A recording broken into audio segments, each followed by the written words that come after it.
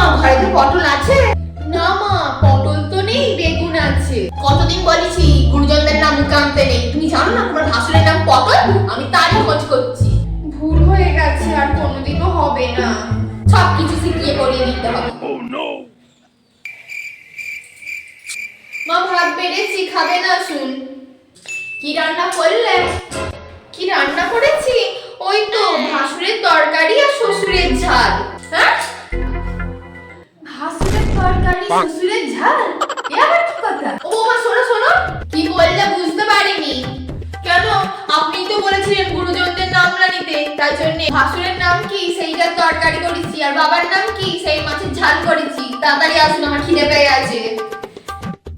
বললেই তো হতো, দাদার নামে যে সবজি আছে তার তরকারি করেছি, আর বাবার নামে যে মাছ আছে তার ঝাল করেছি। তা নয়, ভাসুরের তরকারি শ্বশুরের ঝাল, যেন কত ভালো কথা।